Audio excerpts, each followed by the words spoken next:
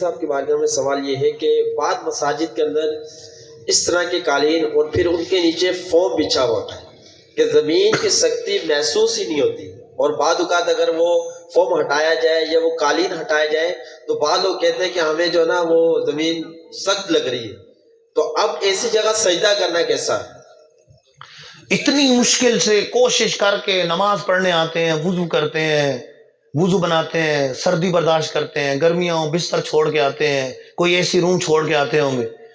اب نماز اس طرح پڑھیں کہ جس طرح شریعت کا حکم ہے۔ بخاری و مسلم کی حدیث پاک ہے، حضرت ابو ہریرہ رضی اللہ تعالیٰ عنہ راوی ہے کہ ایک شخص 60 سال تک نماز پڑھتا لیکن اس کی کوئی نماز اللہ کی بارگاہ میں مقبول نہیں ہوتی۔ وجہ یہ ہے کہ رکوع و سجود صحیح طریقے سے ادا نہیں کرتا۔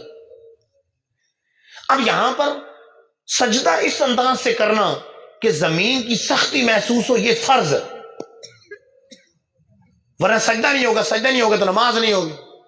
تو ایسے فوم بچھا کے رکھنا کہ جس کی وجہ سے فل زور لگائیں، پھر بھی مزید زور لگائیں تو دب سکے، مطلب دبنے کو گنجائے تو سجدہ نہیں ہوگا۔ اچھا زور کون لگاتا ہے؟ ہمارا زور بھی نہیں لگاتے، چپ کر کے پیشانی رکھ دیتے ہیں، سب کا ذہن بھی نہیں ہوتا زور لگانے میں، اور کچھ زور لگائیں تو سر درد شروع ہو جائے، طبیعت خراب ہو جائے۔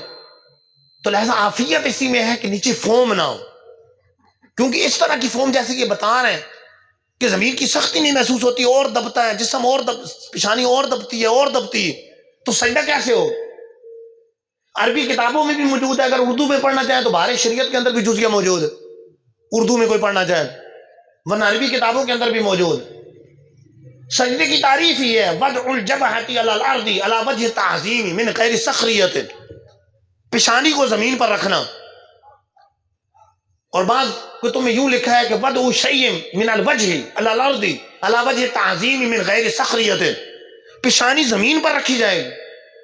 اب زمین کی سختی نہیں محسوس ہوگی تو سجدہ کیسے ہوگا؟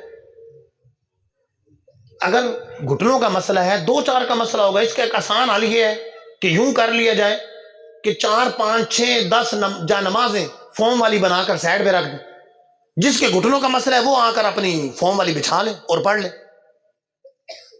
اگر کسی کی مجبوری ہے اس کی تو ہو جائے گی، کوئی بغیر مجبوری کے اس طرح پڑھتا ہے تو آپ اس کے ایک کی خراب ہوگی، باقیوں کو تو نہیں ہوگی، ورنہ گھٹنوں کا مسئلہ 4 کا ہے اور نماز 40 کی خراب ہو رہی ہے، معاذ یہ کیا ہے؟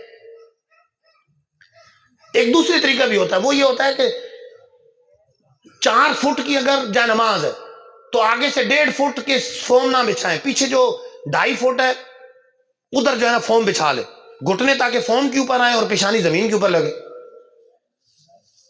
وہاں خالی چٹائی ہو، تو یوں ہوگا کہ گھٹنوں کی بچت ہو جائے گی۔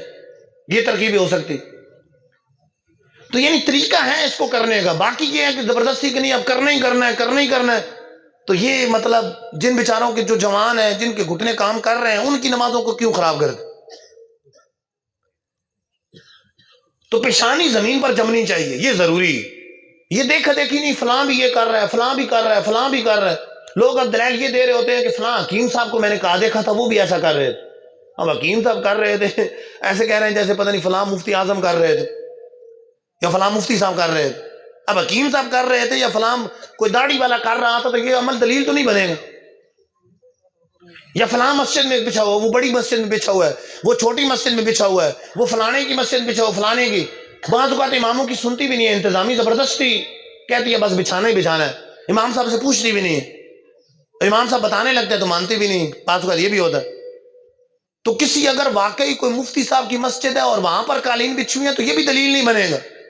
پتہ نہیں مفتی صاحب نے سمجھایا ہو، ان کو سمجھ آیا ہو یا نہ سمجھ آیا ہو، کوئی پتہ نہیں، انہوں نے ذہن دیا ہو، ذہن بنا ہو نہ بنا ہو، کوئی پتہ نہیں۔